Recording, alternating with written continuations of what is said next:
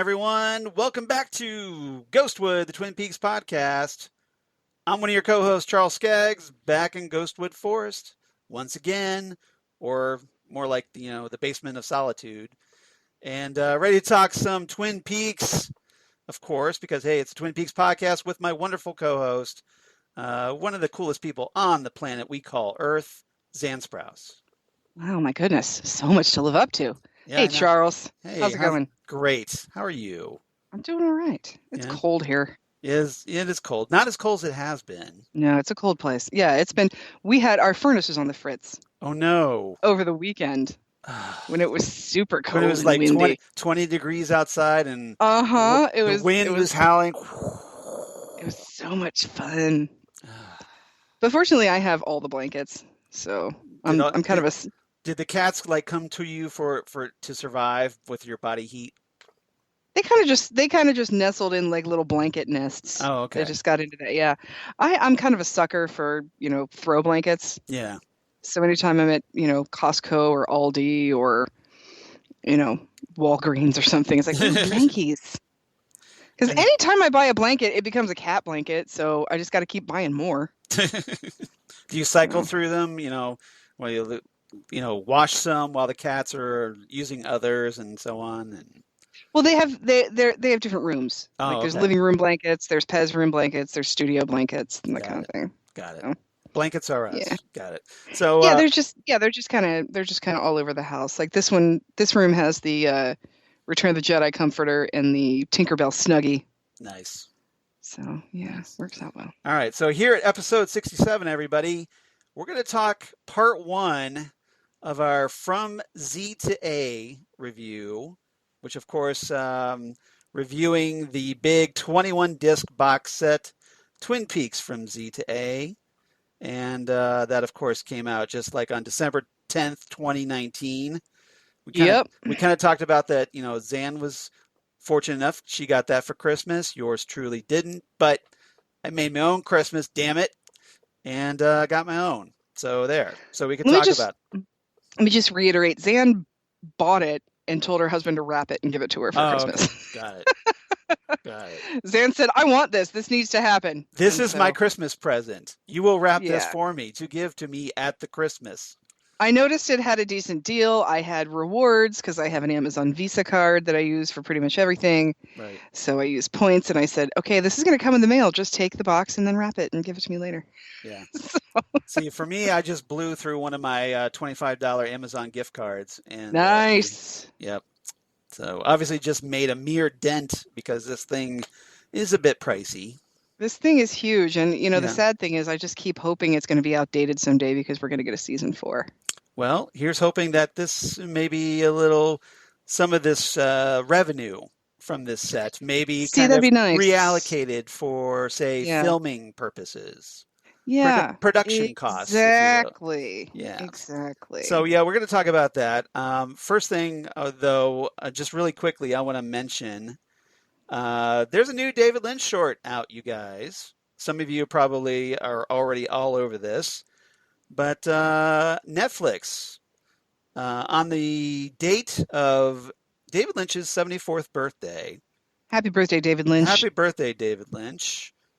January 20th, 2020. So 1/20/20, if you will. Nice. So, yeah, very symmetrical there a little bit. Maybe 2/20/20 would be a little more symmetrical. But 02/20/20, I guess. Maybe that would be a little bit. But they released What Did Jack Do? And this was a 17-minute black and white short film directed by David Lynch, which actually premiered way back in 2017, November 8th, 2017, at apparently this Paris screening. And in the film, there's a detective played by David Lynch who interrogates a capuchin monkey who possibly committed a murder. That's the premise. I have not seen this movie. I have not, because I haven't had the time to sit and watch it. I know it's only 17 minutes, but I don't want to, have it on at work or something. I want to really sit and watch it. So, Well, as for me, this is like, This right here is my 4th podcast of the week. Yeah, you got some So, stuff going on. yeah, but fortunately, my schedule's going to be lightening up. So next week I can probably tackle this one. It's only 17 Yeah. minutes. No, yeah, it's only So, 17 minutes. but yeah, it's new David Lynch, you guys. So if you didn't already know this, you probably already did. But if you didn't, just thought I'd mention it really quickly. All right, so let's talk some From Z to A. This ridiculous cardboard cube of Twin Peaks goodness. Yes, the ridiculous cardboard cube of Twin Peaks goodness. Which, when first of all, I'd like to give some advice on opening it. Yes. Because it's sort of like a hinged cube, Mm-hmm. Where it opens up. So I recommend you look at it. You look at where it says Twin Peaks. And Xan is holding this in her hand, so you could probably hear her tapping on the cardboard. Yeah, I've got it here with me. And then I say you put your hands on the sides. Yes. And push backwards. Right. Almost like you're opening up a gas mask from the Joker. Yes. You just want to. Now, I kind of made the mistake of grabbing it by the front and trying to pull up. Yeah, no. And that apparently is a big mistake because the labeling on the front started to come off just a little bit. Yeah, because it's just sort of glued. On the corner. So I immediately stopped what I was doing and had a panic attack over it. But yeah, I found out that apparently you have to be very careful when opening this. So so needless to say, this is a little bit of a packaging fail, in my opinion. Well, is it a Charles is too excited to get to the product fail? Well, it's a kind of a packaging fail in this a little bit, I think, because if nothing else for space saving, it's a packaging fail. I will say that too, because like I said, look at it, put your hands on the sides and push backwards. Mm-hmm. And you'll see that there's a lot of kind of wasted space in here. Yeah, there is. It's kind of cool because it opens up into your very own red room, waiting room playset. Yes. So that's kind of nifty, but it's really kind of sort of unnecessary. I kind of like it because you can put the doppelganger Cooper and doppelganger Laura Funko figures in there. Yeah, like I said, and have a nice little red room. Yeah. Leave it open. It makes like a little. It's the little diorama playset. Yeah, playset exactly. But I think and if now granted, if this had been a different packaging, and the standee, which is super cool, it comes with a little. It's like like PVC or something. PVC resin standee of Laura kissing Dale Cooper. Or the whisper. It's the whisper, yeah. No, she's kissing him. Oh, is she? Is it the kiss? I thought it was the whisper. She's kissing him. See, look. Oh, yep, you're right. I love you, Dale. I love that you did the sound effects for that. You like that? Yeah, it could sort of fit in here, and then it might be about the same size as that, but like I said, it does kind of open up into the playset. And if you're like me and you're one of those people that likes to keep all of the packaging, I do. Even the outer packaging that tells you what's in a very blank box set, you can just lay that right in there and then just close it up. Exactly. So once you open it up, like I said, on one side you've got your little standee, and then on the other side you've got more curtains with a little plastic Velcro that opens up, and that's where all your content is. It's including like the box of content. Yes. The box of content, including your Red Room gallery. Right. Which contains 25 little standee cards. Little cards, which are super cool because you've got some, and they're all from, the Red Room. And you've got some from the series, some from Fire Walk with Me, and then some from The Return. Which, personally, if I had the... I would to put these and make a little... Oh, was the Skype glitchy? Yeah, the Skype was glitchy. I forgot to do the sound effect. I'm sorry. Skype seems glitchy. Yeah. Anyway, so these are... Yeah, I know, right? So I would love to, if I had the wall space... Yes. Put these in little frames and then make like a little tile collage. Oh, that would be cool. In my house. That'd be very artistic. I think that would be super cool. And the thing about it is is that they are just a little too big for a CD frame. Right. See, like I have. So you couldn't just slide it into like a CD disc. Yeah. So here I have. I mean, a CD case. Yeah. For size comparison, Charles, this is the CD insert. Yes. Of Duran Duran's cover album. Thank you. And you can see that there's a little bit. I didn't even know there was a cover album. Yeah. It's pretty. It's. Who's on it? What do they do? All right, Duran Duran does covers of White Lines. They're doing covers. I thought it was I thought it was Gibbo doing covers of Duran Duran. No, it's them doing covers, including 911 as a joke. Oh, that's hilarious. Which is awesome. But they also do Thank You by Led Zeppelin, which is really good, which is they title the album. Yeah. They do Lay Lady Lay by Bob Dylan, and they do Watching the Detectives by Elvis Costello, which is why I own it. Anyway, so it's just a little bit too big for just putting it in a CD frame, those CD frames are like $5.99 at Michael's, and if you can go on one of those 40% off frame days, even better. So you can't do that, but I think they would probably work well with a mat in a 45 frame, like a 7-inch frame, because these are about like 5.5 inches, I think. Okay. So now, obviously, they're intended for using in the actual box set as a kind of like you could kind of.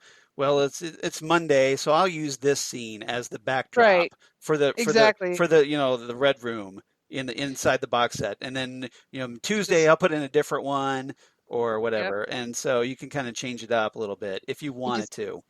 You just put Philip Gerard in there, and then you got whatever. Yeah, like I said, this is like a little playset diorama for grown-ups, so it's pretty fun. So then you also have your little. Certificate of authenticity. Authenticity. Yes, and Xan got a really low number. I got 1153. That's pretty awesome. Which is pretty incredible. Yeah, 1153 out of 25,000. Yeah. Which, by the way, if this thing goes for its retail price of around 160, could bring in about $4 million. Nice. So I think mine was around 2,500, if I recall correctly. Pretty good. Yeah. Yeah. So like you said, Charles, hopefully this will bring in some revenue to bring up. There you go.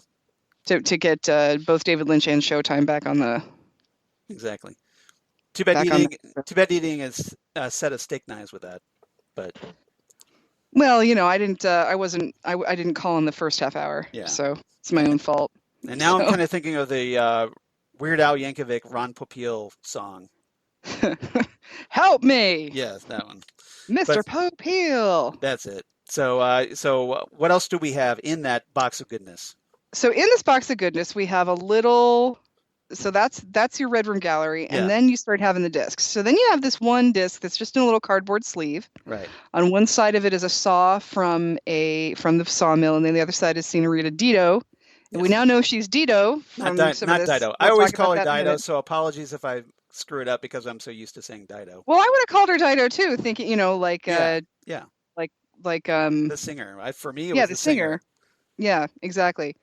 And what this is a 4K disc of the original pilot, the international pilot, and then part 8 of The Return. Right. So kind of like your Twin Peaks greatest hits, like you said. I call it the 4K best of disc. Yes. You just put it in, hit play all, and just have a great evening planned for yourself. And then we've got these little fold-outy. Yeah, it's basically like an accordion style. Yeah, it just sort of folds packaging. out. Yeah. Folds out. And folds out. Now, folds out. This is part of my problem with why I consider this to be kind of a packaging fail. Because these things are coming cardboard, the sleeves, instead of plastic. So the discs are going to have a much more higher risk of being scratched up by the cardboard. It's kind of the same problem I have. It's kind of the same problem I have with the Simpsons DVD sets, because the discs get really scratched up if you're not careful. Really careful. You got to be careful. That's true. But here's the thing about cardboard. There's never going to be any broken teeth floating around. Now, that is true. That is true. Because I've had broken teeth scratch discs more than I've had cardboard scratch discs.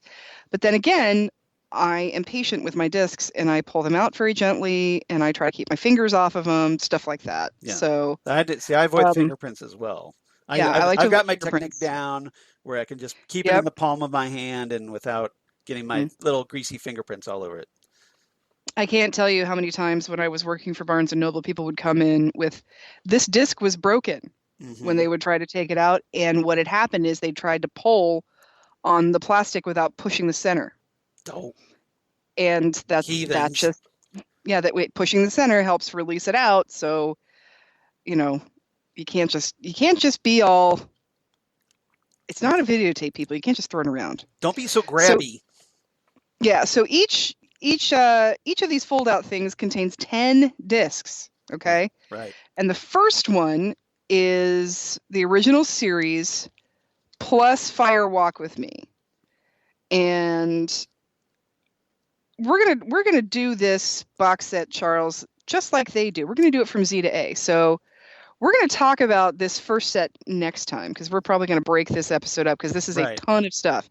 I was watching this. I was about 5 or 6 hours in, and I was on disc 8 of 20. Right. There's a lot to go through. Sheriff, we got a lot to talk about. Yeah. So now, some of that original material we've already covered here on the podcast. We've already covered some of it, and we've already covered some of the stuff that's here that's on the second box as well. And I'll just go through. We'll go through this another time, but we're going to do this from Z to A. Yes. So let me go ahead and put this back and seal up my Velcro. I feel like when the Velcro seals, it's a very satisfying feeling because it only seals right if you've got everything in it, and then it just goes right in perfectly. It's great. So seal it back up. It's like a hinge, and remember, again, like I said, it's magnetic. Yes. So, keep your credit cards away from it. Don't throw your wallet on top of here or anything like that. And because it has that hollow sound inside, you can just kind of tap on the sides of it and make it like into a musical instrument. You could totally do that. I totally have. I get all percussion-y with it. It's pretty fun. I gotcha. All right, let's put away Duran Duran here for a second. And then, so now here we've got the other one again, just an accordion thing.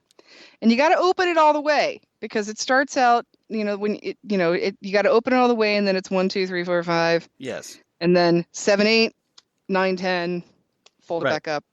You're good to go. Yeah. So you kind of have to pay attention though, because some of those discs, because they're on the back, the way it flips out, you kind of would get a little confused with the order a little bit, unless you want to reorder it yourself. You could always reorder it yourself, however you want to do it. But I would definitely recommend opening it like on a table, open it on your coffee table. Just spread it out, yeah. Because that way you're not going to run the risk of, the cardboard's pretty tight, but you don't want to run the risk of the discs falling out of it or anything like that. Yeah. So, so before we get into breaking that down, I just thought I'd mention that since we are doing Z to A. And covering the newer stuff. Right. So basically this box set obviously contains, essentially what it breaks down to is, the entire Twin Peaks, the entire mystery set, plus the Twin Peaks a limited event series set. Right. And then we get 2 more discs on top of that with 6 hours of previously unreleased bonus content. Right. So a lot of this stuff you probably already have. Yes. That being said, yes. It's all here in one thing.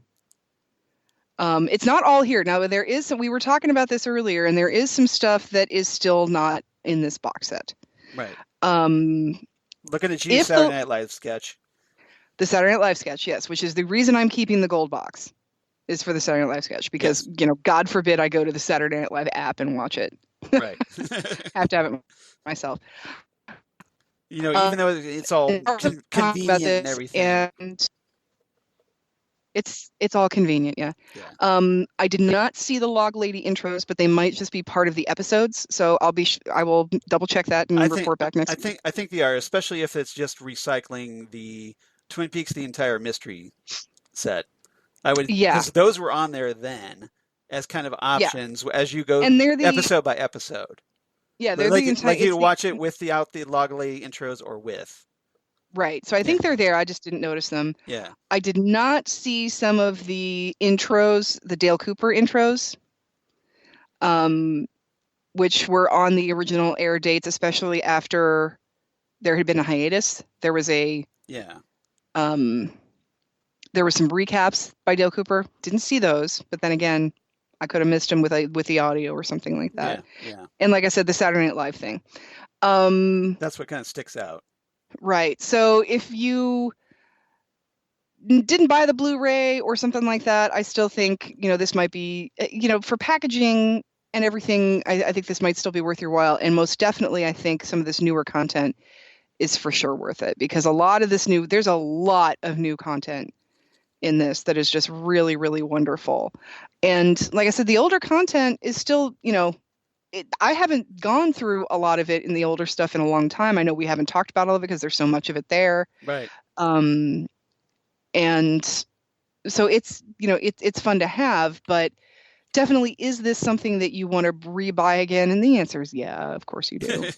Because you're going to buy it. You bought all those versions of you Star want Wars. You want it. You're going to buy all this from Twin Peaks. Which, by the way, Disney is putting out a Skywalker Saga box set of all 9 movies. I saw that. Did you see that it's 9 movies but 27 discs? But the problem is it's not the original theatricals. So I have those, though. I'm fine. See, I do too, because I have that kind of with the Star Wars reconstructed or whatever set. Well, they came out on DVD for bootleg set. Well, they came out on DVD for like 10 minutes. Yeah. About 10 years ago. I have those, but now I have those. Yeah. I upgraded to Blu-ray. Oh, so you have bootleg Blu-rays? I have the bootleg Blu-rays. Nice. The ones that the guy that apparently painstakingly reconstructed these things. Okay, yeah. See those I don't have. I just have basically the original laser discs. Yeah. But yeah, the 9 movies is going to be 27 discs. I know, it's crazy. And it's going to be like $250, and it's going to be, I'm going to probably say the 8th time I've bought these movies, and I'm going to do it again. And I just know it's going to happen. I mean, we all know it's going to happen. So, right. So yeah, even though there is a lot of previously existing content on here, I definitely think this is worth your time. I mean, if nothing else, you're getting 2 new discs of new content. And so in those 2 new discs, but we're going to talk about that in detail. A lot of content. Yeah. So a lot of content. So some of the stuff that you get is obviously the behind the curtain, which is like the behind the scenes footage, essentially of the filming of the series. And it's broken out by each episode. Exactly. And that's the thing about these. When you're looking at these discs for the return, right, it doesn't look like there's a ton of stuff, because on the first disc, it's all those David Lynch promos from Showtime that David Lynch did when the series was coming back. Mm-hmm. There's a documentary, The Twin Peaks Phenomenon. It's a retrospective with like film execs from ABC, critics, fans, writers, actors, stuff like that. The second disc has the San Diego Comic-Con panel from 2017. Right. And then discs 3 through 6 have no special features at all. Yeah. And then disc 7 has stuff we've already talked about before when we did the original release of the Blu-ray of the series of the return. Very Lovely Dream, One Week in Twin Peaks, those Richard Beymer short movies, the Rancho Rosso logos, and a photo gallery. Gotta have the Rancho Rosso logos. Oh, Rancho Rosso logos is great. Gotta have the photo gallery, which, and I'll say this again, I would so much rather have a book of this kind of stuff than have to thumb through it on my Blu-ray player. Exactly. I would I'm just that kind of a person. Disc 8 has the Impressions documentaries by Jason S., where he basically tries to out Lynch David Lynch. Yeah, we've talked about those. Yeah. We talked about this is where we start with totally new content for us. First of all, we've got On the Couch with Kimmy and Harry. Right. Which is Kimmy Robertson and Harry Goss on a couch. Yes. Just hanging out. Yeah. And it's adorable. Talking for 6 minutes, 50 seconds. Yes. Talking for 6 minutes and talking about how they're snuggly people, which makes me just want to hang out with them. Yep. Once again. And yes, I do have a breakdown of that. Once again, people who I think should be a couple in real life. Right. Kimmy Robertson and Harry Giles. And then we've got the first half of the episodes on Behind the Curtain. So yeah, let's talk a little bit about the first 12. Yeah. First 12. Yeah. Let's talk a little bit behind the curtain, Charles. Okay. So, all right. So, behind the curtain. So I've got, I've got a breakdown of the first 8 parts of that. So why don't we just do we'll do this time, we'll do half of the behind the curtains, and then next time we'll do the other half. Sure, we can do that. Yeah, we got a lot to talk about with this box set. All right, so be here for days. So let's just run it. Now, keep in mind though, each of these parts, they're roughly, like the shortest one in this, at least of the first 8 that I've gone through, is 20 minutes long. So yeah, there are some where you're like watching the episode again. Yeah, some of them were like a half hour, and you're just like, oh my God, is this thing still going on? So this is a lot of content. You're seeing a lot of stuff, and the thing that you get from watching these, at least the impression that I got, was that there could be so much more. Oh. Because a lot of these are just like, okay, we're going to focus on this filming for like a few minutes, and then we're going to move on to this, and then this. And there had to be a lot more footage than that, right? You would think. I mean, I don't. Somebody filmed them filming the show. Yeah, this was Jason S., I believe, filming that again. And then you have David Lynch describing to the actors what he wants and how they should be doing it and what to do differently and things like that. And yeah.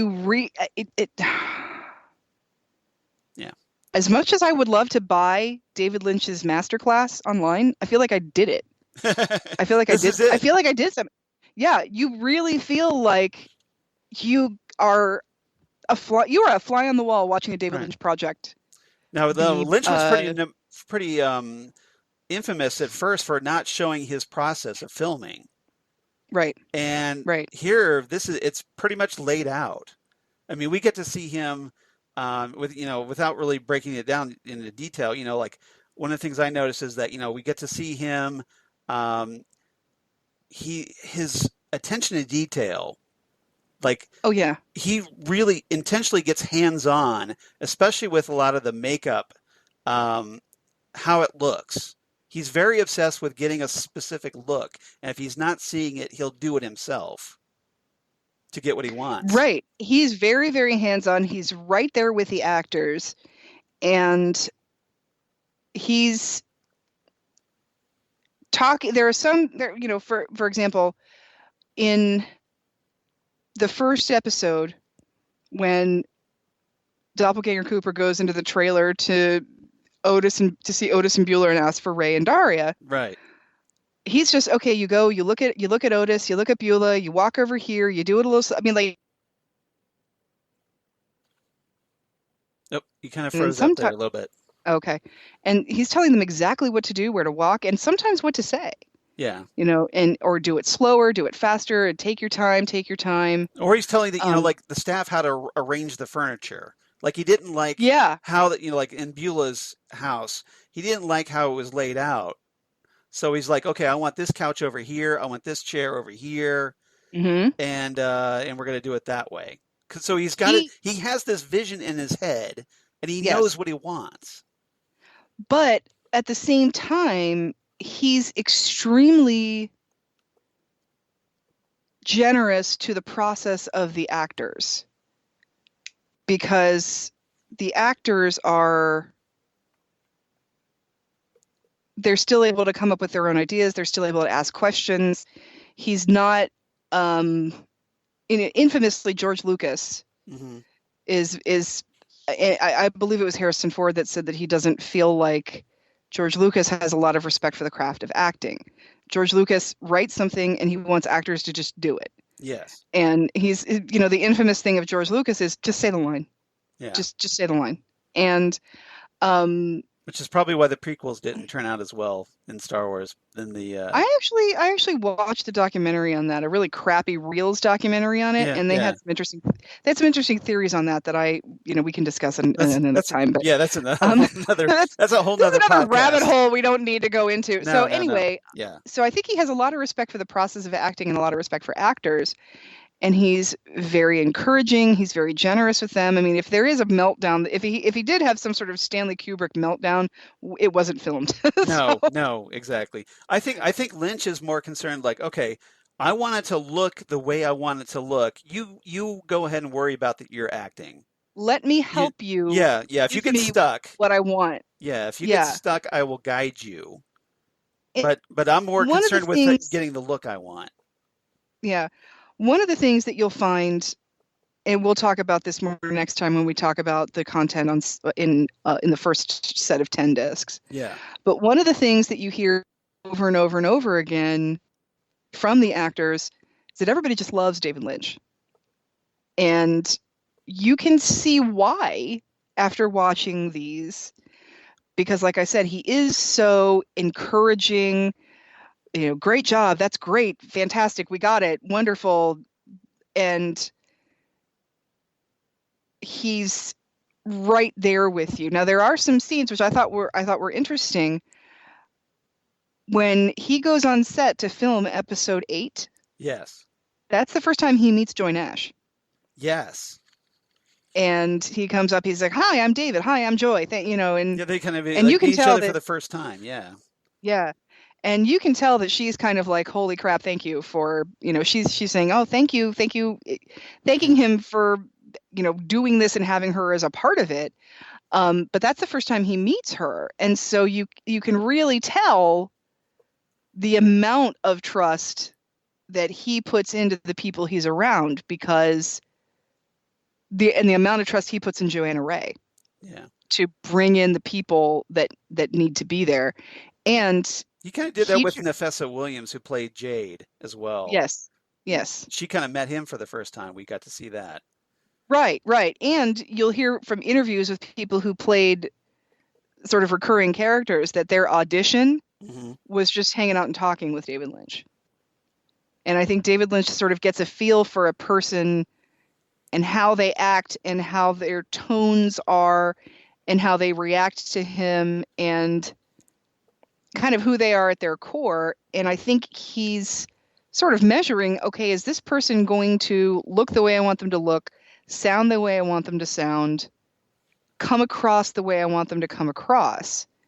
And I feel like that's more important to him than the actor's actual process. I think he wants to control, like you said, the look and the sound, whereas the actors have a little more input, leeway with how their process is and what they're doing. Yeah. And that's probably why he gets the respect of the actors, because he gives them that creative freedom. Exactly.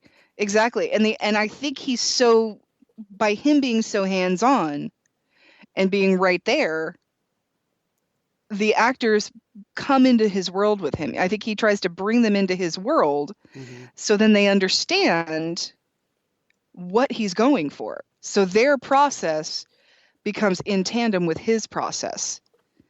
And, you get the wonderful results that you get from people who have been with David Lynch for almost 40 years now. Yeah. And you definitely get to see, at least one of the things I noticed while going through these behind the curtains is that, he really brings out that feeling of family amongst the crew and the cast.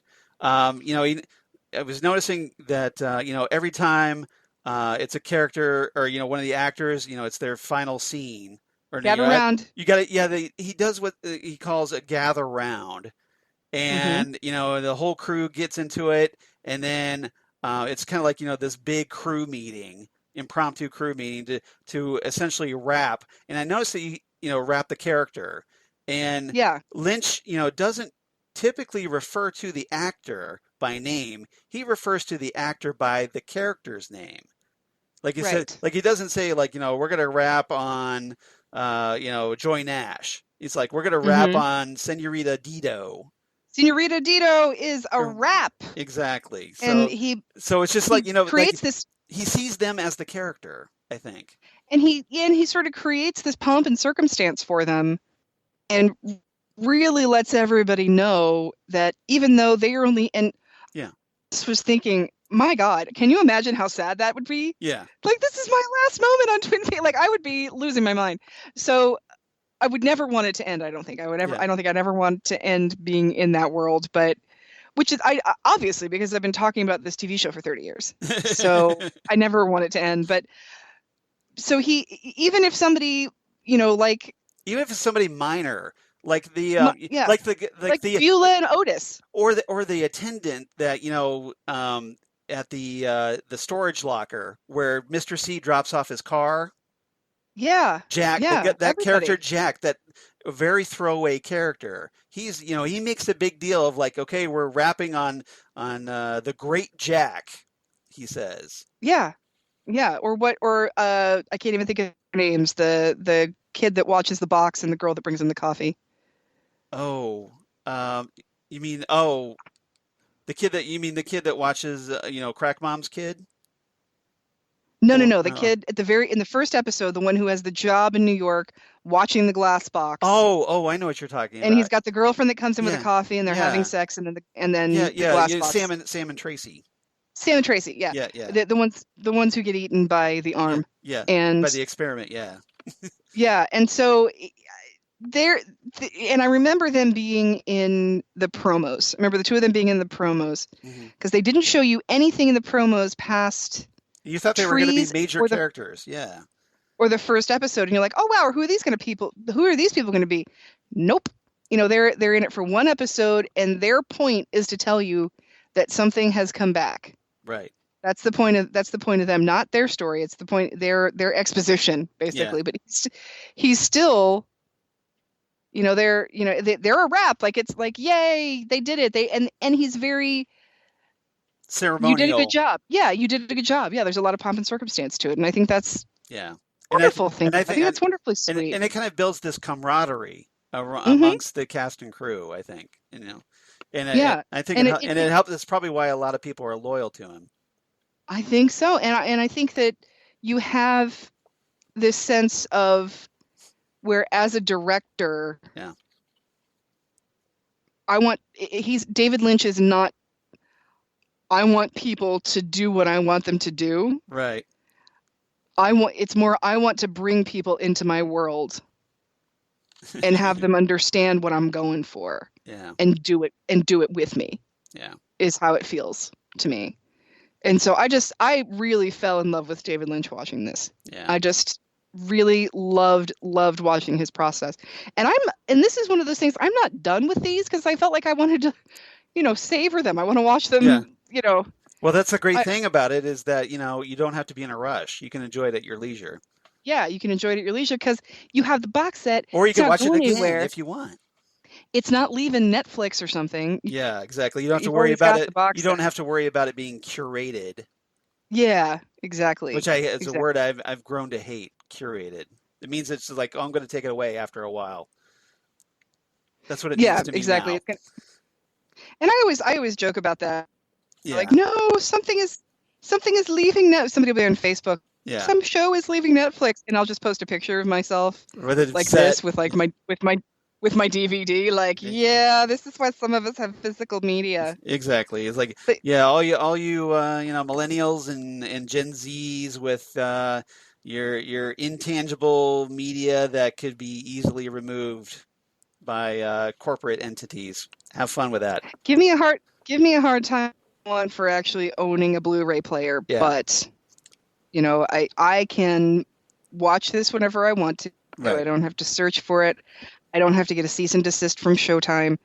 And even if the internet's out, I can watch something. Exactly.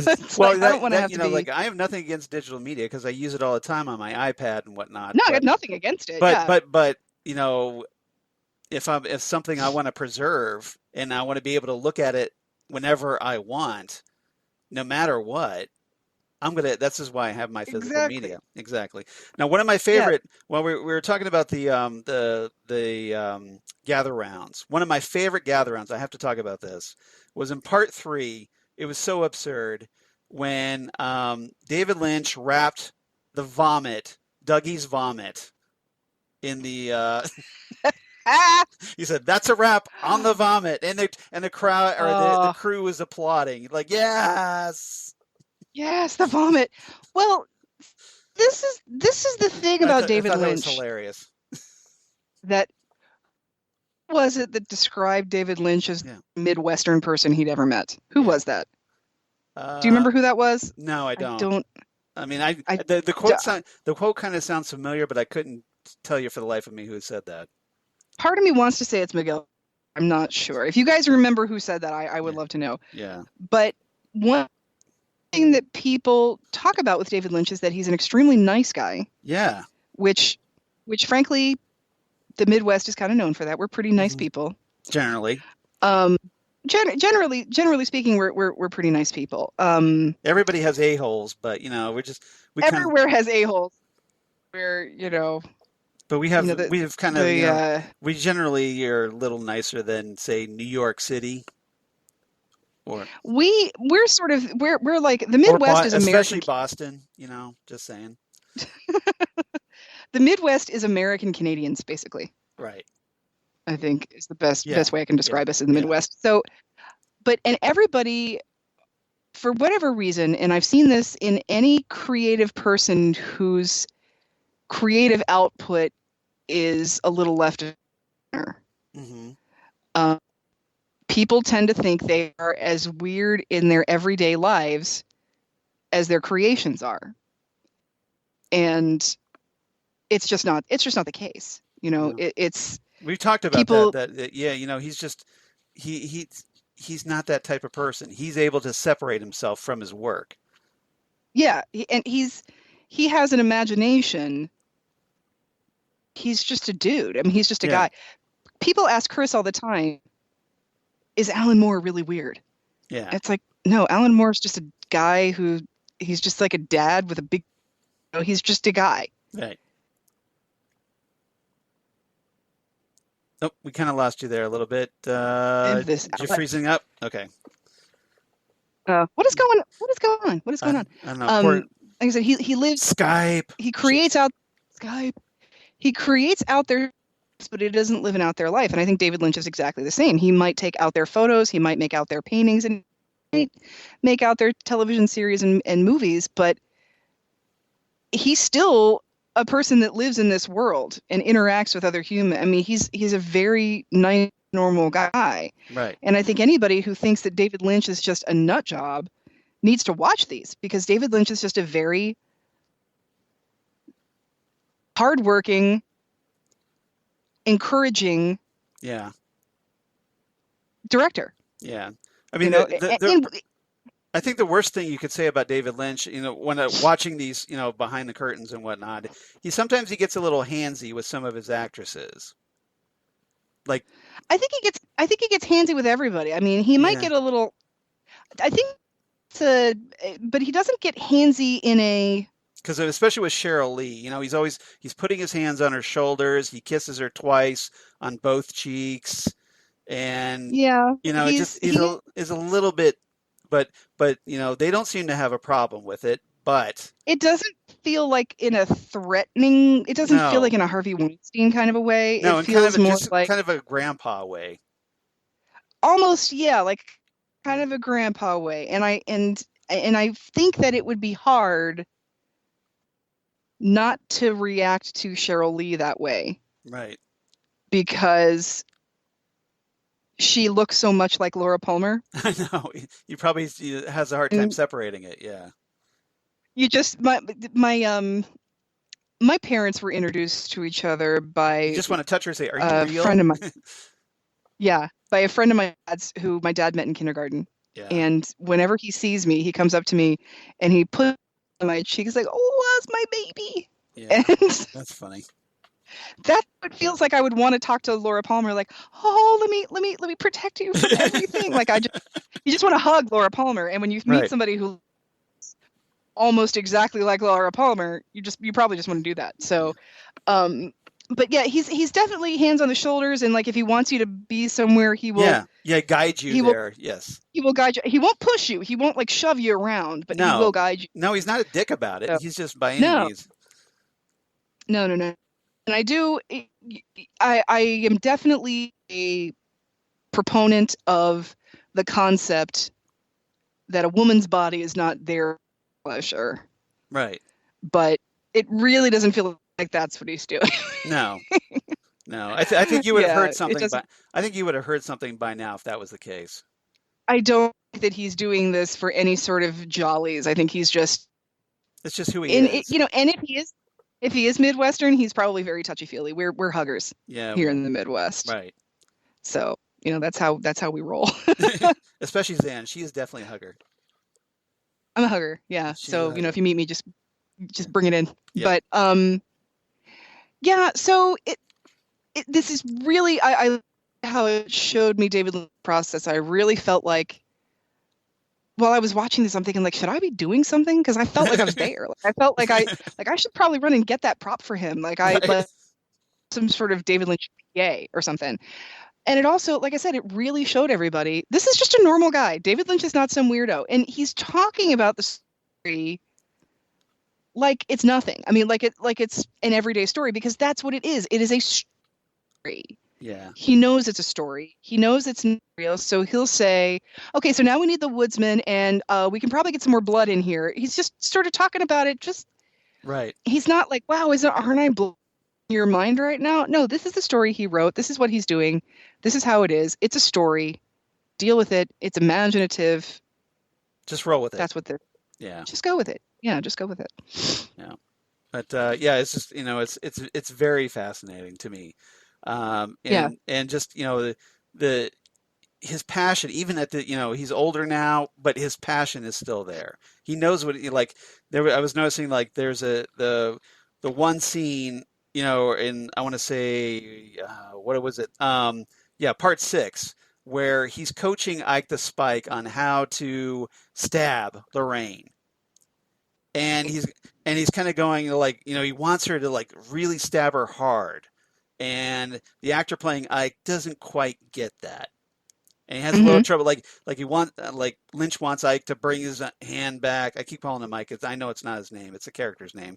So I'm going to be like David Lynch and call him by the character. But that's what David Lynch wants. He wants Ike to do that. Yeah. He doesn't want an actor to do it. Right. David Lynch is not telling this guy how to stab her because he knows how to stab people. Yeah. He's saying, this is what I want the character to do. Yeah. And he got a little frustrated because it wasn't really coming through, or it wasn't clicking with the actor. And and it was kind of the very few times where you kind of see him get a little testy about it. Right, but it almost more. There's sometimes a difference between being frustrated with a person and being frustrated with the fact that you can't get your point across. Right. And it feels like it's the latter for him. I agree. Like he's more frustrated that we're not communicating properly. I'm apparently not saying the right words to make you to get it through. Yeah. Right. Yeah, something has gone wrong, and I'm apparently not saying the right words, or you're apparently not hearing the right things I'm saying, or we have a different perception of what hard means, yes, whatever. Exactly. And so it like I said, we're just not on the same page. Yeah. We're not on the same page, right? And he didn't come across to me as some sort of tyrannical Stanley Kubrick, who I love, but Stanley Kubrick was kind of an ass. Yeah, because and that's the thing with Lynch. He kind of mutters to himself. He kind of mutters privately to himself about that scene, like, oh, it's not really what I want. But he doesn't get up in the actor's face. He doesn't call out the actor. No, he's not demeaning about it. He's not gonna. He doesn't embarrass him in front of the crew. No. Mm-mm. So No. So it's kind of a credit to him, I think, that he's able. I think so. I think. And maybe it's just that Midwestern temperament, but he's able to kind of keep that separate. He's able to be professional, but he's being professional about it, is what I'm trying to say, I guess. Oh yeah. Yeah, he is very professional about it. And I think he's this perfect mix of easygoing but extremely professional. Yeah. Because he's constantly working. You know, he's when he's there, he's about the project. Yeah. So that's where his professionalism comes out. He's studious, he's steadfast with it. He's nose to the grindstone. He's going to do it till he has what he's looking for. But at the same time, he doesn't waste time on the set. No, he's not wasting time, but at the same time, like there's a scene in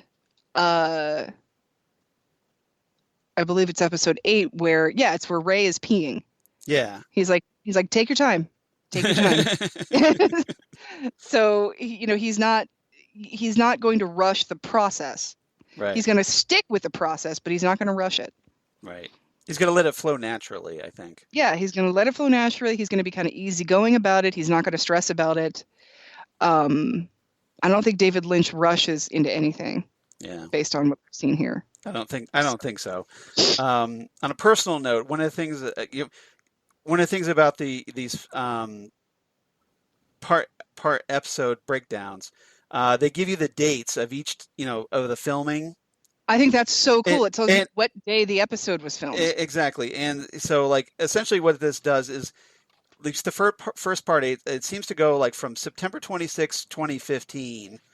That's the earliest date I've found in the first part 8s, all the way through the last day of principal photography on April 14th, 2016.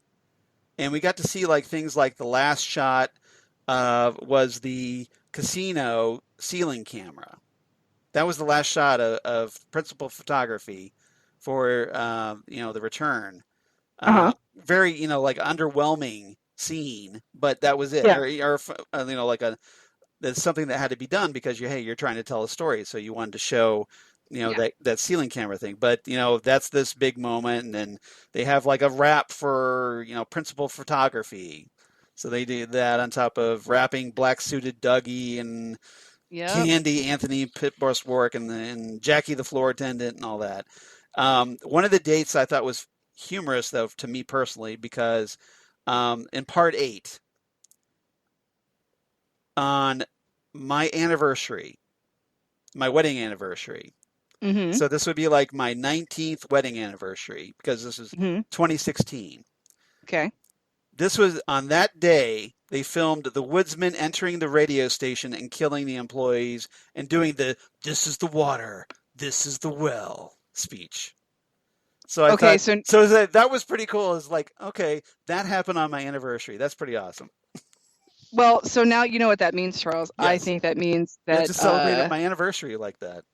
I also think that "The Platter's My Prayer" needs to become you and Lori's song. Yeah. My prayer. Yeah. Yeah. When the twilight has gone. But yeah, But yeah, I mean, I know couples collect songs over the years, but this definitely has to be one of yours now. Yeah, that's hilarious. I just thought that was funny. That's awesome. I did a double take. I was like, April. Wait a minute. That's my anniversary. That day? And we had the massacre at the radio station on my anniversary. I have not told Lori this yet. It's something I need to tell her this, I think. And will you please tell me if Lori cares? That's a good point. Never mind. I'm gonna guess. I'm gonna guess no, but I'm gonna guess she's gonna be like, yeah, okay, honey. Yeah, that's nice. That's nice. So about cats. Yeah. So when are we getting another cat? Yeah, that would be the reaction. Yes. That's it. Yeah. That's all right. But I found it amusing. Okay, I thought it was pretty funny. So anyway, I think it's awesome. I think it's fantastic. All right. So you can relate. I'm gonna find a 45 copy. I'm going to find a 45 copy of that song, and I'm going to send it to you guys on your anniversary. And Lori's going to be like, "What? They sent us a package," and you're going to laugh your balls off. And Lori's going to be like, "I don't even know what the hell is going on right now." That's funny. Anyway, all right. I just thought I'd share that with the class. All right. This is why we need you guys, because we have spouses that just don't care. Well, see, this is why we have each other. This is why we have the podcast. Right. So like, with Chris, I'm sure Chris would be like, well, that's nice, whatever. And So this is why we have each other, and then we're just sharing our love with the world. Exactly. Our Twin Peaks love with the world. Right. Yeah. All right. So anything else about the behind the curtain stuff, parts 1 through 8? This is like 90% of why you should buy this box set. Yeah. I mean, it's fascinating footage.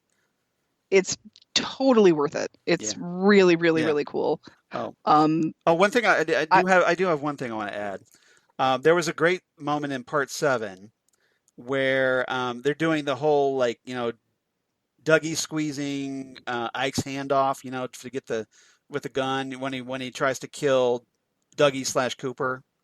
Right. And when he moves like a cobra. He moves like a cobra, but Lynch makes this joke about Kyle being so suave. He says he'll get asked for the next James Bond movie. Oh my God, I would so I thought that was pretty funny. I would not want to see Kyle MacLachlan as James Bond. I would want to see him. Well, he kind of did, only just a really weird James Bond. Kind of, yeah, but I would like to see him as a James Bond villain. I think he'd be fantastic. I think he would too. I think he would be a great villain, especially with his white hair. Now that he's got that white hair. Yeah, but he'd have to have his glasses that he has now. Yeah, like his crazy wooden glasses or whatever those are. Yeah. Just some sort of crazy glasses, that white hair. Like, he would be a fantastic villain. Or maybe, maybe it looks like, was it Dieter or something on Sprockets? Oh God! Like a white-haired Dieter on Sprockets. What was his name when he was on Sprockets? I'm trying to remember. That's right. Dieter was Mike Myers. I was trying to remember what the other one. Yeah, he was. I can't remember. Kyle MacLachlan was on Sprockets. The same SNL episode. It was the same SNL episode. The only thing I remember is that he was the wacky neighbor on Germany's hit sitcom "Who Are You to Accuse Me?" That you remember. Yeah, but I can't remember his name. I know. Well, it's kind of obscure trivia. Even that, I know. Even you're a master at obscure trivia, but I'm sure I'm reaching pretty hard on that one. So I'd have to. I'll allow it. That you don't. That Saturday Night Live needs to just be on DVD. Just that one. I wish they would. I would love to have a separate release for that. Seriously, that episode of Saturday Night Live. Just for Twin Peaks fans, the Twin Peaks. For Twin Peaks fans, I think there should be like some sort of, top 10 geek episodes of Saturday Night Live. Right, like the Shatner one where he tells everybody to get alive. The Shatner one to get alive, yeah. Yeah, that one's the one where the Christopher Lee episode from like 1979, I think. Okay. Oh, way back. Yeah. Yeah, classic era Christopher Lee. All right. And then the Jeremy Irons one where he plays Sherlock Holmes. Oh, okay. Like those should all be like on it, like maybe the Michael Palin hosted one on Saturday Night Live. From back in the 70s. That'd be a good one. That'd be a really good one. That's definitely a geeky kind of one. Or like ones with the Avengers stars. Like Scarlett Johansson or Chris Hemsworth, stuff like that. And for sure, Patrick Stewart doing Love Boat: The Next Generation. Right. That's a good And one. then, of course, the erotic baker. Do you remember him as the erotic baker? I think so. All he does is bake cakes that are in the shape of a woman going to the bathroom. I think I vaguely remember that. It's been a long time since I've seen that sketch. I don't think. Can you show me something different? Yeah. Sure. What about this cake? This is the exact same cake. This one's chocolate. All right. So we probably should get back to Twin Peaks. All right. All right. So now we've kind of talked about parts 1 through 8 of Behind the Curtain. Mm-hmm. What else would you like to talk about?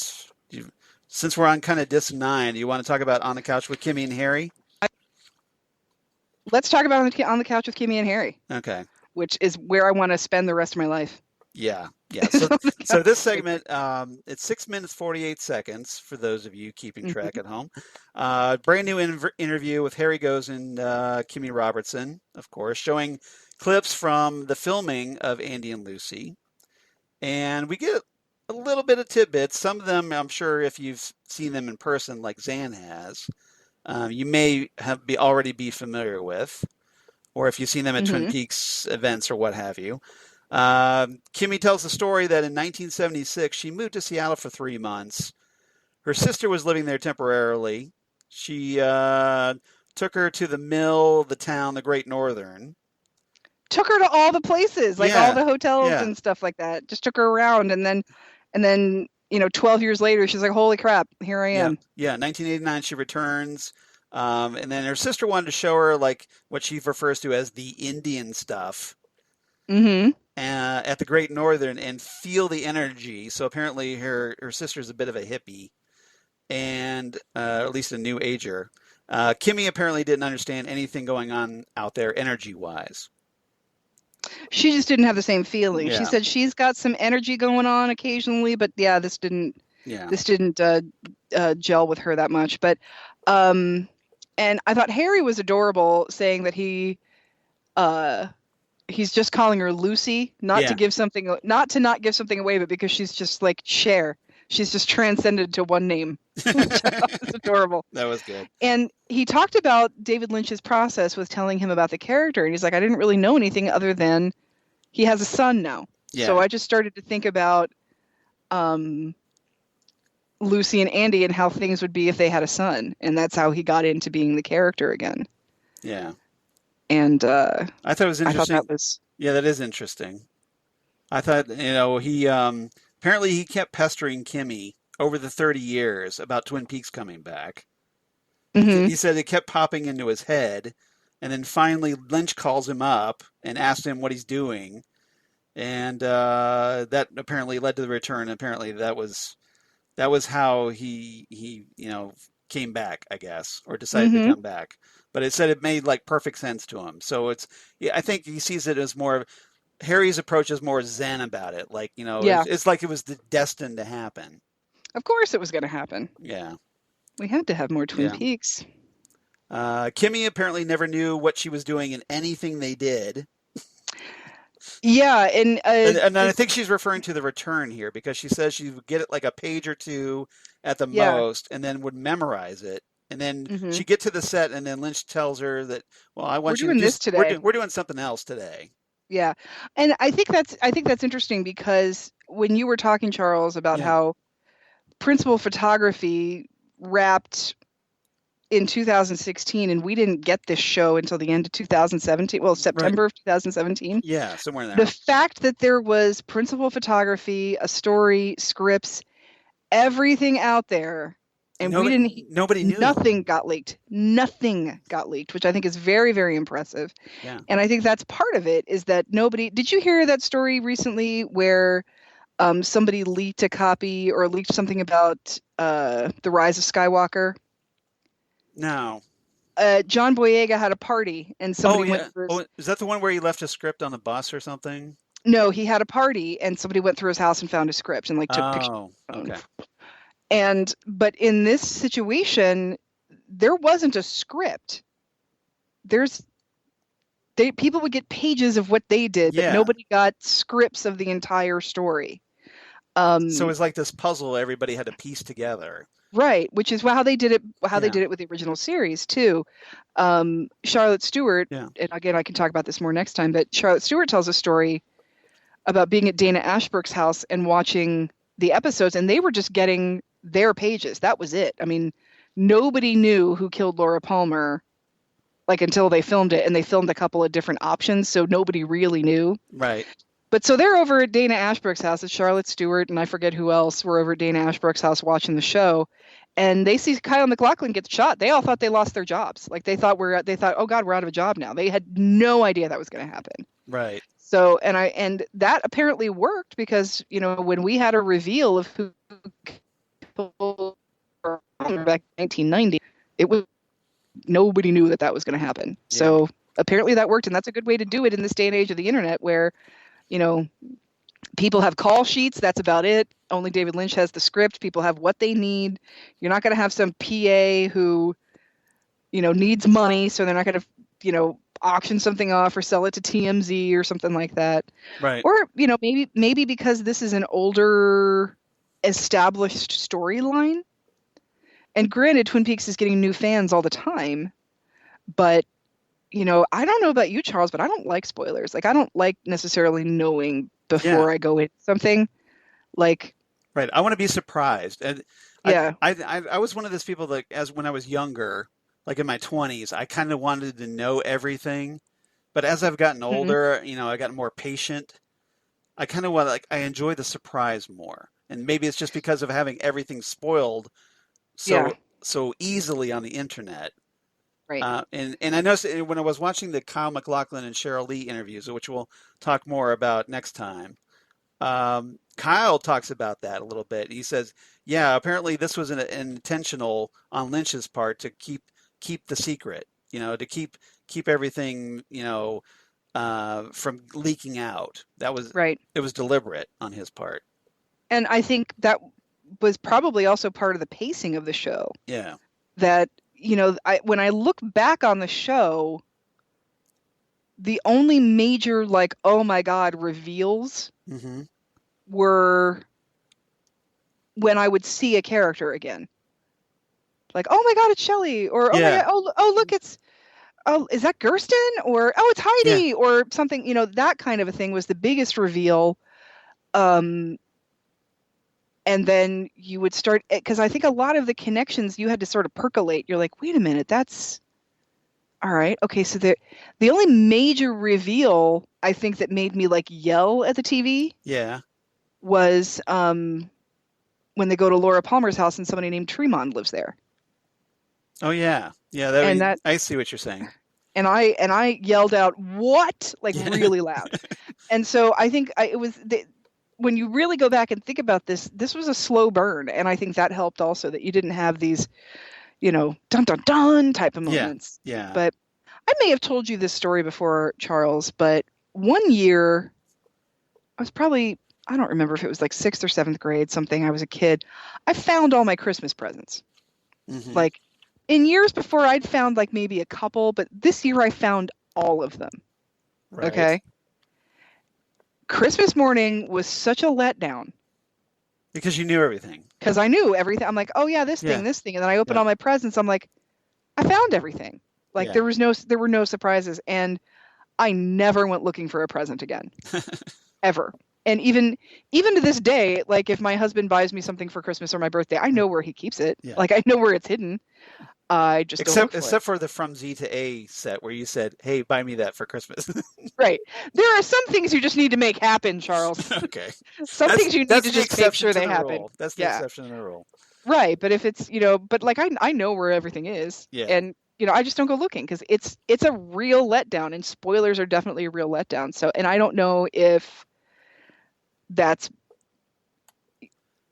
because I've been living with this for so long, I just wanted to let it unfold. I don't know, but they did a really, really good job of not spoiling anything. Yeah, and I kind of I didn't even know who was going to be in it. Like, I mean, I probably could have looked at IMDb, but I don't think IMDb really released a lot until the episodes aired. No, they didn't. I mean, when that first trailer came out, that was really our first look at it. And we were just like, blown away by like, oh my God, this is actually happening. It felt real then. Seeing that first trailer, like, exactly, and like we said, because up till this point, it felt like kind of like rumor and speculation, and it's like, wow, this is actually happening now. Yeah, and like we just said, most of those people we never saw again.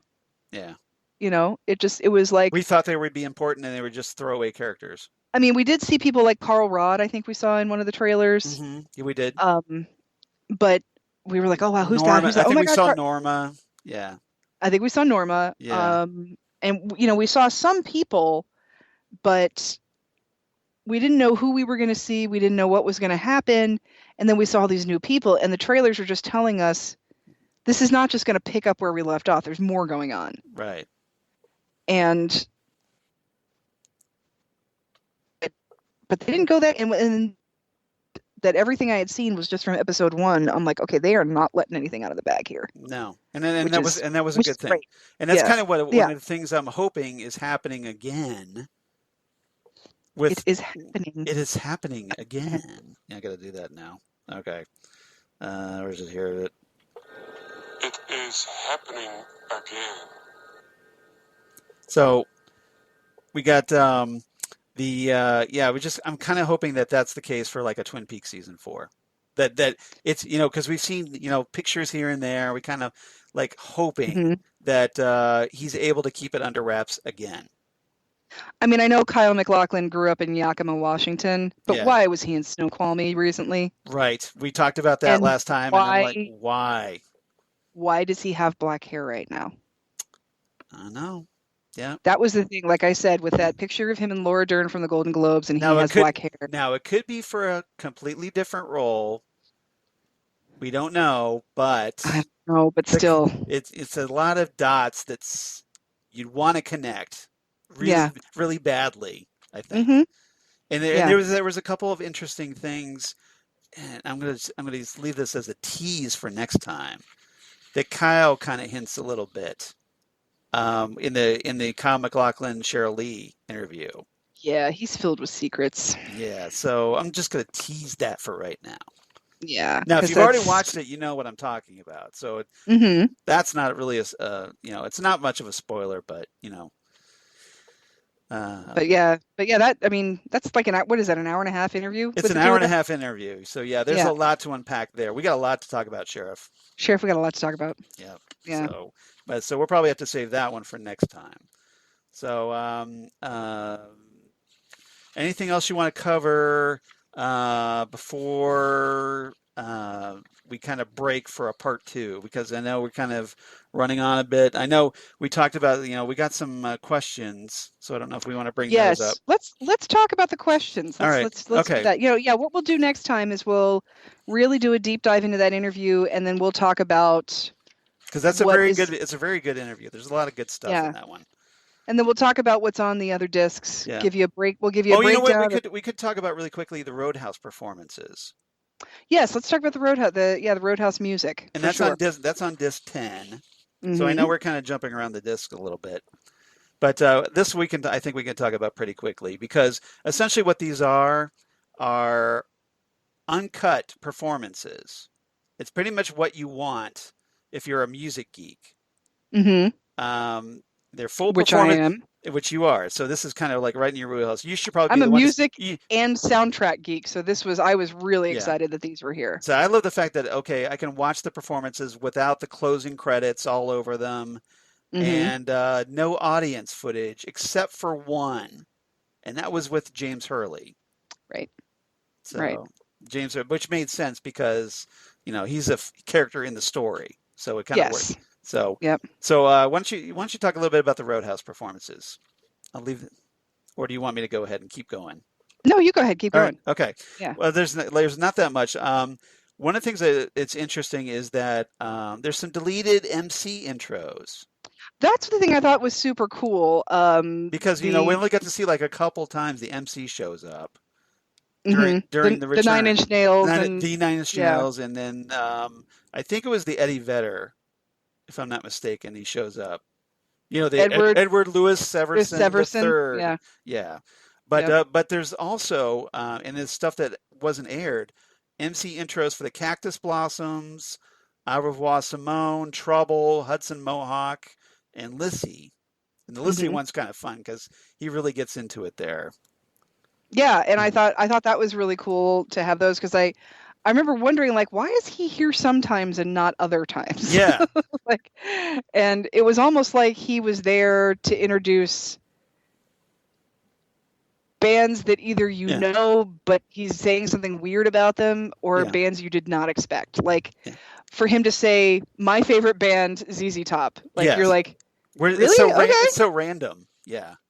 Like, okay. And then, or like, Edward Louis Severson, or the Nine Inch Nails. Yeah. Who, by the way, has been inducted in the Rock and Roll Hall of Fame Exactly. this year. I was very happy about that. We probably should have mentioned that you just did, so that's all right. Yeah. So wanted to. So there you go. Roadhouse Band is inducted in the Rock and Roll Hall of Fame. How cool is that? Well, there's two in the Rock and Roll Hall of Fame. ZZ Top's there. Oh, that's right. Yeah, ZZ Top is in the Hall of Fame. We only heard the and audio. So is Pearl Jam. We didn't actually get to see them. They just played the song. That's true. Yeah. Pearl Jam's in there too. Pearl Jam's also in. Okay. All right. In the Rock and Roll Hall of Fame. That's and good. Maybe someday the Chromatics will be, which would be awesome. Yeah, that would be awesome. That would be awesome. And also, this is kind of a minor addition to something that wasn't available that we didn't get to see. But no big loss in my opinion. But we got a third Au revoir Simone song. That's right. We did get a third Au revoir Simone So song. And so we get to see them perform Sad Song. And this is in addition to the songs they did perform on the show, Lark and A Violent Yet Flammable World. So if you're kind of wondering what that third song is, that's it. That's what it is. And yeah, if you're an Au revoir Simone fan, you got that. They're not bad. They just weren't my favorite. Right, exactly. They were kind of average as far as I'm concerned. Yeah, they're not bad. They just weren't my favorite. But again, it's probably my favorite name of everybody that's been on the show. Certainly not as bad as Hudson Mohawk, in my opinion. Yeah, I know you don't like the Hudson Mohawk. Yeah. Maybe that's just me. If you're a fan, that's cool. No problem. Yeah. Just wasn't impressed with like electronic guy trying to perform on stage and look all cool. Just didn't hook it. That's like I said this before with Au revoir Simone. When you are standing up there, just pressing buttons, keyboards, even with a keyboardist, you kind of get to sway a little bit. But Hudson Mohawk was just kind of standing there, like bopping along like he's a DJ, and I wasn't really feeling that. And like I said, I've seen Vince Clarke twice. Yeah. And he needs a front man. He just stands back there with a keyboard and a couple of MacBook Pros. He needs a front man because otherwise he's not much. Gotta think of your stage presence a little bit. Yeah, you gotta do some stage presence. Make it a little theatrical. It helps. Give people something for the effort. It helps when you've got an Andy Bell in front of you when you're doing stuff like that. And if you're going to be a keyboardist, put on some wizard robes like Rick Wakeman does. Just nice. Just make it. That's funny. Make it a little crazy. So anyway, I just thought I'd mention those. Anything else, Xan, that I missed about the performances?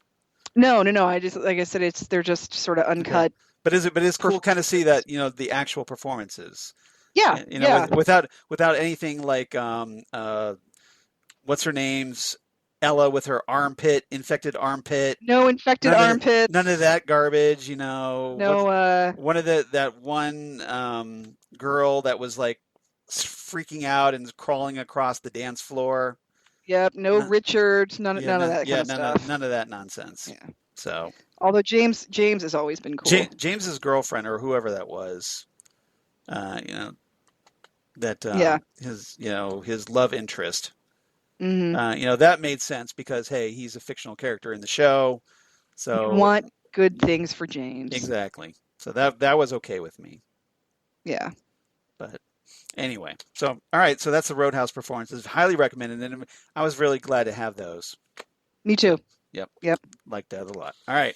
So lastly, let's talk about we got some Facebook feedback. Sweet. From Nick Solon, who writes in and basically said this. Let me pull up the Gmail. Got the Gmail. And he says, "Hello, just wanted to write to you guys and see if you were interested in my questions I created. I have 301." That's what he said. 301 questions from Twin Peaks: The Return, categorized by episode in order. He said, "I would love for you to read them. Some of them are kind of stupid and funny, but some actually have meaning. Hope to hear from you." So I wrote him back. And I say, for the sake of time, can you send us like a shorter list of questions? And he's like, I have no idea. Like, it's too difficult to decide on what questions were the best 15. But if you want, here you go, if you want to look over all of them. So he sent me the entire list of 301 questions. Fantastic. And I do kind of have to chide Nick on this a little bit because he sent them to me in a Pages format, like Apple Pages format. So I had to, thankfully, there was an online tool. I could convert it to Microsoft Word, so I was able to print it out. I have Pages. You could have just sent it to me. Well, I mean, I have Pages because I have an iPad. I could have left it on the iPad. MacBook Pro. Yeah. So anyway, so that's all right. I could turn that shit into a PDF, man. Well, that's all right. I could turn it to Microsoft Word, and from there, I could turn it to a PDF. You're fine. It's all good. You're fine. I got the mad skills, yo. I figured it Pages out. is free, y'all. Yeah. So anyway, so he's got basically like 10, 12 questions for each episode of The Return. So why don't we just hit a few random ones? Let's hit a few random ones. Yeah, exactly.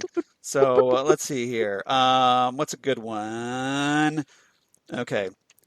Part 2, he says, who was pretending to be Philip Jeffries talking to Bad Cooper in the motel? Who was pretending to be Philip Jeffries? Yeah, that's a stumper, isn't it? That is a stumper. I wonder who it could possibly be. Yeah, we never got that explanation, I don't think. Is it maybe Judy? I don't know. We're not going to talk about her. We're going to I'm leave not her going to out talk of about this. Judy. We're going to leave her out of it. Yeah. That's the thing is that Maybe Ray? Yeah, Ray might work. Yeah, I think Ray could work. I think Ray works. Yeah, I think because Ray and Daria are both trying to gaslight him a little bit. Yeah, let's just go with Ray because I can't We're think of gonna say anybody Ray. better. All right. All right, Ray. So survey says Check. Ray. All Check right. mark. Yeah, we got that one taken care of. There you go. Problem solved. Mystery solved. Part 3. Why is there a blue rose in a vase on the table? Because it doesn't get any bluer. Thank you. Because it's the blue rose. That's the blue rose. It doesn't get any bluer. There's blue roses all up in this bitch. Blue rose. It doesn't get any bluer. Nope. Nope. All right, let's see here. We call that foreshadowing. That was an easy one. Part 5. Why does Becky not just get a divorce? Because she likes the drugs. Yeah. Yeah, that's the thing. Yeah, she's kind of an addict, and that's a bit of a problem. Yeah, she and, likes she loves the guy, or thinks she loves the guy, Steven. She loves him, and this we do not have time to go in the dynamics of abusive relationships right now, but this is a classic abusive relationship where the abuser, no matter how much of a toxic loser he is, right, has convinced her that either A, she needs him for whatever reason, and it could be the drugs, and B, probably no one else will have her, is what he's probably telling her. That's probably what's going on. So, because there is a major type of Stockholm syndrome that goes on in abusive relationships. I mean, not to get too serious about it, but that's what's going on. Yeah. And she wants the drugs. Right. The drugs will do it. And, there's people like that can be extremely charming when they need to be. This is true.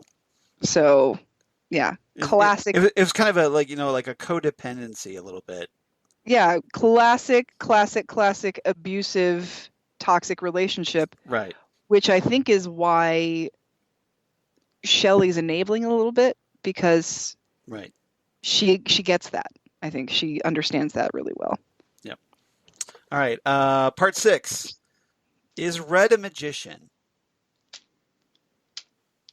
In the sense that he's going to. I mean, he was doing some serious magic there with the dime. Yeah, but I think in the sense of like supernatural magician. I think I think Red is a parlor trick at the bar type of a guy. Yeah, but we still don't know how he did that whole levitating coin thing, because that was like hovering in midair for a good while. I wonder if Ray even knows or Red even knows how he did that. I know. It's like, wow, that's pretty messed up. How'd they do that? It's like, what the heck? Yeah, I think things just happen in Twin Peaks that people just it's true. It's just live with. It's like, question: is Red a magician? Answer: it's Twin Peaks. Yeah, I don't. Well, Red did do that one trick where he, went to bed as Bill Pullman and then woke up as himself. So, and then was able to get out of prison. Yeah, exactly. All right. That's fine. I'm just now mixing up my Dudlitch projects and my Balthazar Getty. That's funny. That's funny. Part 8. I like these. Yeah, this is. You like the randomness of the questions? Oh, I like episode 8. I like talking about episode 8. All right. So part 8. All right. This is a great question for Xan. Where does Senorita Dido come from? The lodge. She comes from the lodge. Okay, but how does she get to the lodge? Or like, what's her She's deal? just What's her backstory? she's just of the lodge. She's just The same. I mean, right. Kind of like the same. fireman is just there, you know. Kind of like the firemen. Okay. Kind of like everybody who is of the lodge. Yeah. That's kind of like the man from another place. Right. You know, she's just of the lodge. That's just she's part of that, and that's all we'll know, frankly. Yep. Let's see here. Let's do another part 8 question, and then we'll probably try to wrap this up. All right. All right. Last question. Since we did part 8, 1 through 8 of behind the scenes. We'll do 1 through 8 of the questions here. Nice. All right. Okay. So let's see. What's a good one?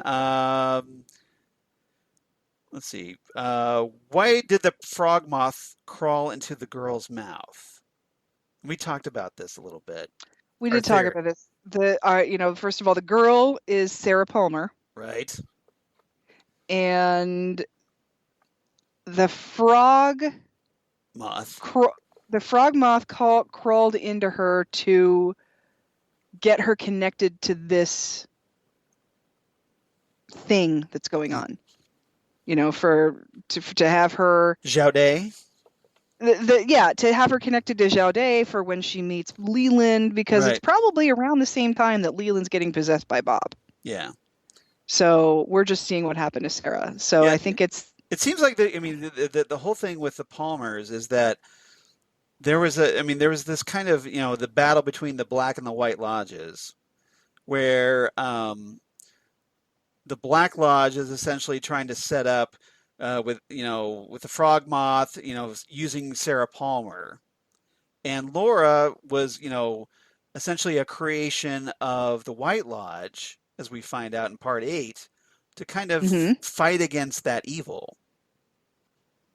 What do you think? That's what I think. Yeah. And so it's interesting that just these two extreme forces. There we go. Two extreme forces battling one another through this family. The immovable force and the unstoppable force and the immovable object. The immovable frog moth. Yeah. Yeah, exactly. Yeah, and essentially the frog moth is kind of like infesting Sarah Palmer. It's like infesting her, but it's also like kind of keeping her safe, almost. Like a symbiont. Something, yeah. It's some sort of bizarre, supernatural, parasitic symbiote. Yeah. Yeah, something. So. All right. But yeah, that's why to connect Sarah Palmer to what's going on with her future family. That sounds good. All right. So I think that's what we'll do. We'll kind of leave it there for now. That's a few questions.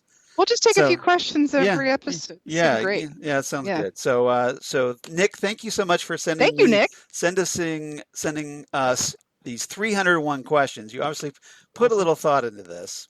So I love that. I love that somebody's watching this and really, really thinking about it. So I hope you liked our answers. I hope they were satisfying enough. Hopefully, because we're going to keep answering. Yeah, exactly. Whether you like it or not. Whether you like it or not. Exactly. Yes. All right. So Nick, thank you so much for writing in and checking in. Everybody, if you want to be like Nick, please write to us at ghostwoodpodcast@gmail.com. That's ghostwoodpodcast@gmail.com. Or you can reach us on the Twitter at Ghostwoodcast on Twitter, or on Facebook, Ghostwood, the Twin Peaks Podcast. Go figure, right? Xan, how about you? Where can they reach you on the interwebs? I'm on the Facebook as Xan Sprouse, and then I'm on the Instagrams and the Twitters as Udanax19. What about you, Charles? Of course, at Charles Skaggs on Twitter, at Charles Skaggs on Instagram. Facebook, of course, Charles Skaggs in Hilliard, Ohio. And my blog of geeky things. Damn good coffee. And hot. Damn good coffee and hot. Where I talk about all the stuff we talk about here on Ghostwood, including your Twin Peaks, including your David Lynch, all kinds of comic book sci-fi news of my other podcasts they do for the Southgate Media Group, including, deep breath, Next Stop Everywhere, the Doctor Who podcast that I do with Jesse Jackson And after we get through our series 12, we'll be talking special guest companions once again, like Xan, who has been kind enough to appear a few times on the show. Always welcome back. Because I'm a well-rounded geek, Charles. I'm not just about the Twin Peaks. Exactly. You need to, diversify your interests a little bit. Exactly. Be more well-rounded, like Xan said. Yeah. It actually makes a little more sense to be super geeky about a show that's been on since 1963 than a show was on for a year and a half in 1990. Yeah, a little bit. Yeah, a little bit. Yeah. Well, and again in 2017. So we got that extra year. True. Yeah. And one movie in 1992. But exactly. And a lot of home video releases. All right. A lot of yeah. So also Titan Talk the Titans podcast they do with Jesse Jackson, where we talk Titans and Doom Patrol from the DC universe. Right now we're kind of on a hiatus, waiting for Doom Patrol season 2. So, but in the meantime, if you're just now checking out those shows, please check out Titan Talk. And then the Fandom Zone podcast that I also do with Jesse, where we recently wrapped up Watchmen on HBO, which was fantastic. And we had a friend of the show, DJ Nick, all the way from Milan, Italy, joining us once again to wrap up our Crisis on Infinite Earths discussion, the big CW crossover. We kind of broke that up into 2 parts because it was kind of the story was split up. There was like the first 3 parts in December, and then the last 2 parts were in January. So we did it like a part 1 and part 2, kind of like we do here. And Nick was great, and so please check that out. We had a ball doing that, and now we're kind of on hiatus for that as well until we figure out what to watch next. Well, I got a question for you. Yeah. And I have ulterior motives for this. All right. So Fandom Zone is pretty much just comic book TV shows, right? Right. Just in general. There's no theme behind it. No. Just comic book TV shows. That's the theme. That's it. Did you guys ever do the Amazon Tick series? We have not talked about that. Interested? A little bit. I have not. I have not watched that series. I was a fan. I was a fan of the Fox short-lived TV series with Patrick Warburton. Fantastic. Which was I loved. Every Tick TV show there's been 3 of them, and they've all been fabulous. Maybe we should have. Maybe we need to talk about that if you want to talk the Tick. I'm just thinking, like, if you're looking for content and guest hosts. Yeah. I got your back on that. So. Oh, that's cool. That's it. Yeah. You've intrigued me. Yeah. And right now is a good time because we have no idea what we're doing next. So. Hey, so here we go. We have an opening. All right. So let's see. So, if you enjoy it, so obviously everybody, if you enjoy us here, maybe check out the Fandom Zone podcast. And maybe you never know what's going to happen. Join us there. Yeah, you never know what Zan's going to invite herself to next. That's all right. You're always welcome because I love talking to you. I love talking to you too. You know that we have fun. The more stuff we can geek out about. That's why I want you back on Next Stop Everywhere, so we can talk some more Doctor Who. All right. Seriously. All right. So check us out there, and that would be fantastic if you guys did that. Otherwise, obviously next time we're going to talk From Z to A Part 2, or I don't know if we should work backwards to Part 0. I don't know how that works. Interviews and old content that we haven't talked about before, because there's a ton of stuff in here that we haven't discussed. Yeah, we obviously still have to talk that Kyle MacLachlan, Cheryl Lee hour-and-a-half interview. That's definitely, we need to talk about that. There's a lot of good stuff in that. And then, the previous content that we haven't covered, like Xan said. Yep. So yours truly needs to do a lot more homework between now and a couple weeks from now. So. Yeah, it's there's a lot in there. And like I said, some of this stuff I haven't watched since, I bought the gold box or I bought the Blu-ray or something like that. And exactly. So yeah, it's just it's and like I said, I like it when somebody tells me what's in something, especially when there's really not a good place to find where everything is. For example, I have the complete series of Night Gallery, the TV show that Rod Serling did after the Twilight Zone. Yeah. I'm familiar with that. Are the episodes in order, and are they printed on the boxes? No. Yeah. So I hate that. I had to go through each disc and make a spreadsheet of that kind of stuff. So is it so hard to label? because I get frustrated with like the Doctor Who DVDs that they don't when they don't have an insert or something to tell you what disc has what content.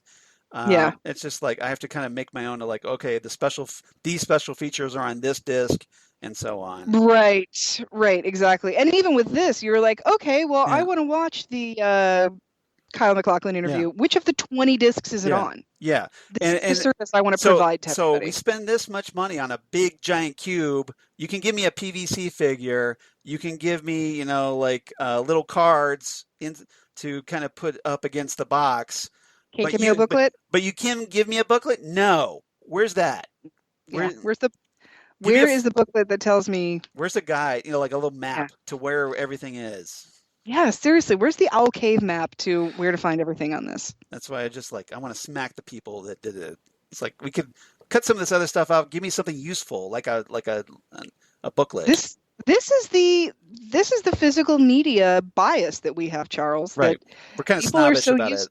We're just, you know, people are so used to just going on to whatever streaming service they have and taking what's there, that the idea of an insert or a book, they're like, what's the point? Why am I even, you know, what's the deal? So, like I said, this is a service I think we can provide to everybody. Like, here's what's on each disc. So we are your resource. We're your guides to how you can find everything you want to find on the Twin Peaks from Z to A. And we're just casually talking about it. We're not going to write like a 15-page review on Amazon that tells you about how David Lynch changed television, because we've already talked about that. Or like a 4.5-hour YouTube video that I ranted about that last time, and I posted that, if you noticed, on our Facebook page. You did. And sure did. If you've checked it out, you know why I ranted about that a little bit. Yeah. All right. So everybody, thank you so much for listening, and come on back, and maybe we'll throw in some more questions from Nick Solon as well. I think we're totally going to throw in some more questions from Nick. I like Nick's questions. Yeah, they were good. So a lot of fun. All right. So everybody, thank you so much, and we'll see you next time right here, Ghostwood, the Twin Peaks podcast. Goodbye, everybody.